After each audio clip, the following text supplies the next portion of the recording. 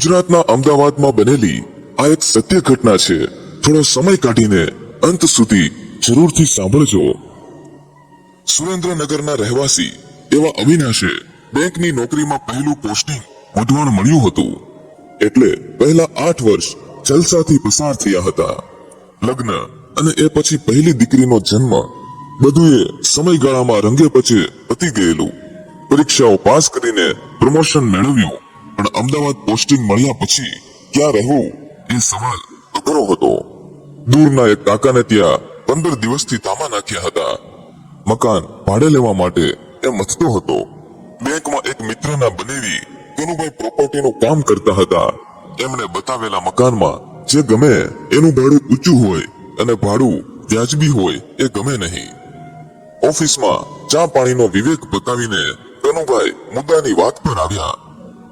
બધા અખબારના ટચુકડી જાહેરાત વાળા પાના એમના ટેબલ પર પડ્યા હતા। એમાંથી અમુક જાહેરાત ઉપર જુદા જુદા રંગની પેનથી એમણે નિશાની કરી હતી। એક જાહેરાત ઉપર આંગળી મૂકીને એમણે અવિનાશ અને અર્ચના સામે જોયું। આજે એક પાર્ટીએ સીધી જાહેરાત આપી છે। મકાન મારું જોયેલું છે, ટેનામેન્ટમાં 2 રૂમ એ ભાડે આપશે। ઓળખાણથી આવ્યા છો એટલે ખોટું નહીં બોલું। લગીર અટકીને એણે ફોડ પાડ્યો। આગળના ભાગમાં મકાન માલિક એકલો રહે છે। 70 વર્ષનો એ ડોસો થોડોક ચક્રમ છે। અગાઉ મેં જ ભાડેવાત આપેલો 11 મહિનાનો કોન્ટ્રાક્ટ હતો, પણ એ 4 જ મહિનામાં ભાગી ગયો। એની મિસિસને દર અઠવાડિયે ડોસા જોડે ધડાધડી થતી હતી। અર્ચના ચમકી। એણે શાસક નજરે કનુભાઈ સામે જોયું। ચિંતા ના કરો, ગભરાવા જેવી કોઈ વાત નથી। કાકો નક્ષિત સજ્જન છે। મહાત્મા ગાંધીની ઝેરોક્ષ જેવો જેન્ટલમેન છે, પણ ગાંધીજીની જેમ જ ચીકણો છે। ફળિયામાં લીંબુનું છોતરું કે ટપાલ ટિકિટ જેટલો કચરો દેખાય તોય એની કમાન છટકે। પાણીનો બગાડ જુએ તો બગડે। પૈસામાં પણ કોઈની શરમ ના રાખે। પહેલી તારીખે સાંજ સુધીમાં ભાડાની રકમ હાથમાં ના આવે તો હાહાકાર કરી મૂકે।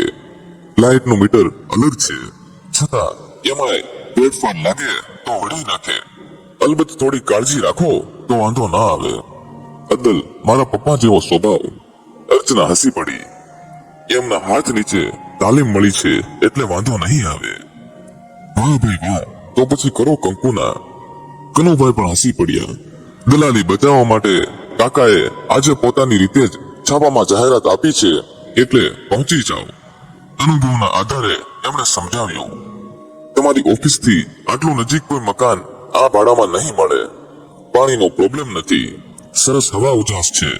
તમારે બહારગામ જવાનું થાય અને ઘરમાં બહેન અને બેબી એકલા હોય તો પણ કોઈ ચિંતા નહીં, એવો સેફ એરિયા છે। આંખ મીચીને કાકાની બધી શરતો સ્વીકારી લેશો તો પણ ફાયદામાં જ રહેશો।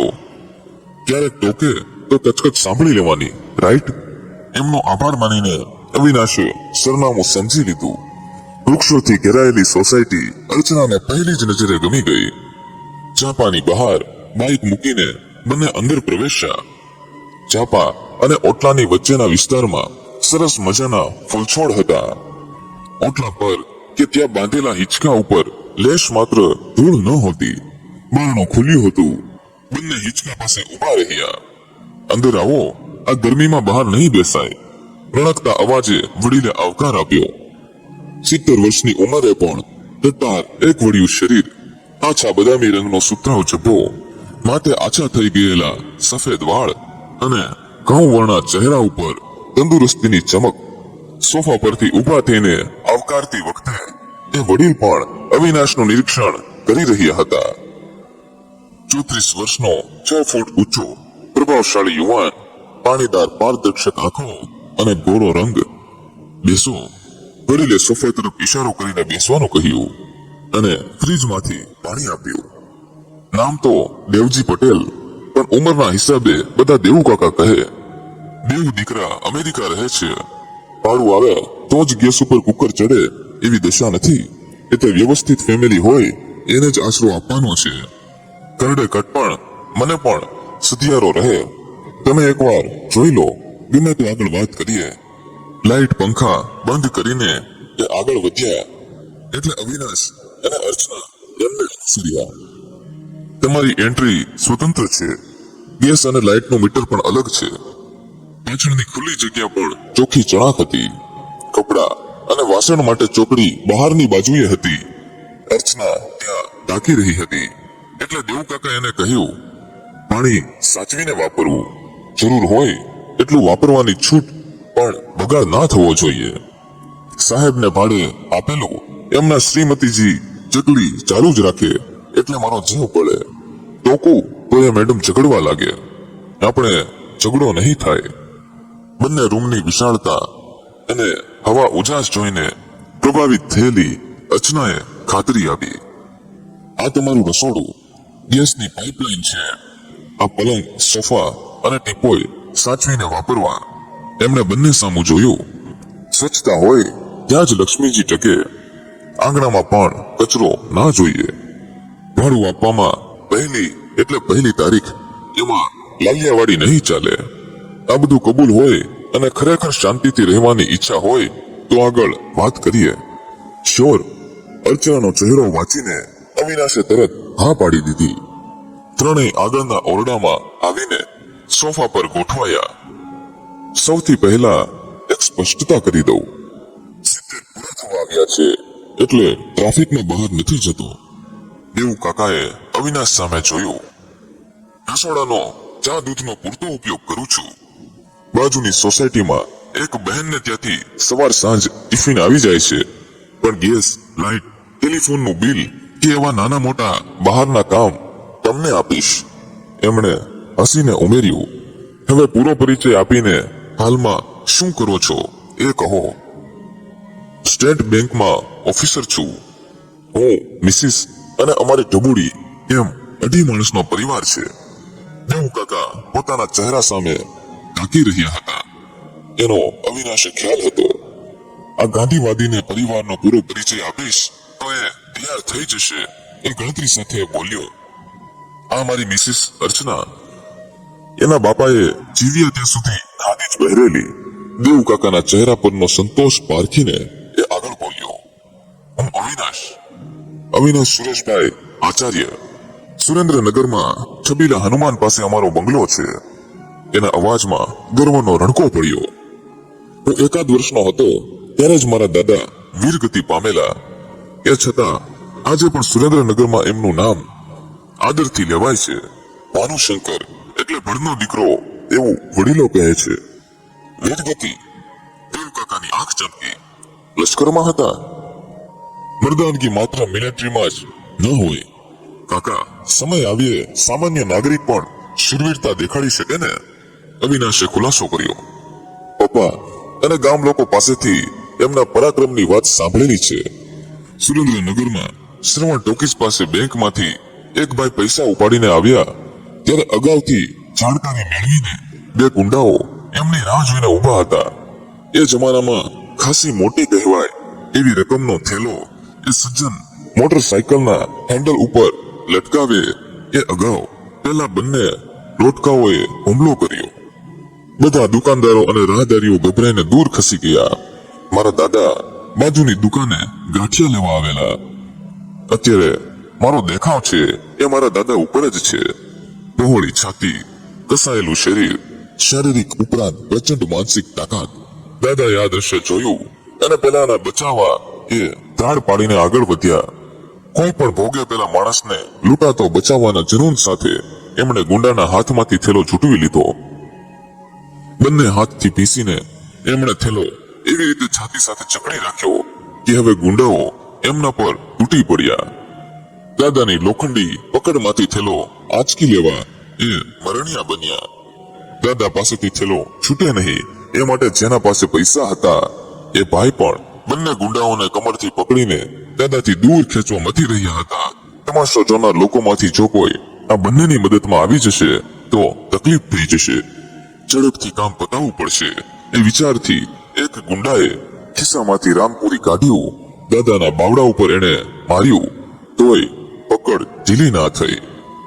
અજગર શિકારને ભરડામાં લે એ રીતે એમણે થેલાને જકડી રાખ્યો હતો.